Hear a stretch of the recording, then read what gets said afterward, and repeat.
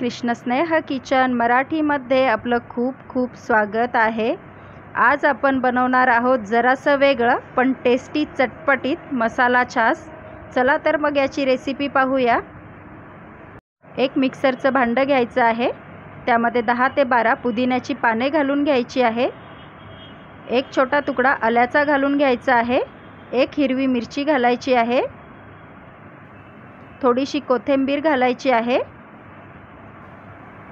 थोडंसं पाणी घालायचं आहे आणि मिक्सरला बारीक होईपर्यंत दळून घ्यायचं आहे।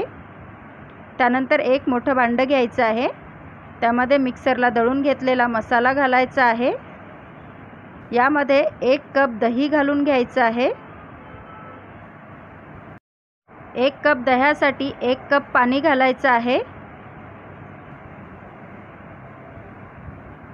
छोटा अर्धा चमचा जिरे आणि काळ्या मिरीची पावडर घालायची आहे। छोटा अर्धा चमचा काळं मीठ घालायचं आहे। आता याला व्यवस्थित गुठळ्या मोडेपर्यंत मिक्स करून घ्यायचं आहे, अगदी ताकाप्रमाणे। व्यवस्थित मिक्स झालेला आहे। आता ग्लास घ्यायचा आहे, ग्लासामध्ये मसाला छास घालून घ्यायचा आहे।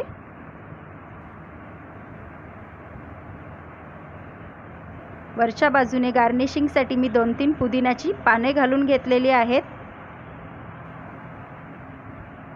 पिण्यासाठी तयार आहे मसाला छास।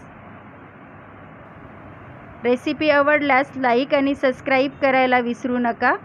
आपण पुन्हा भेटूया अशाच नवनवीन रेसिपींसोबत। Thank you.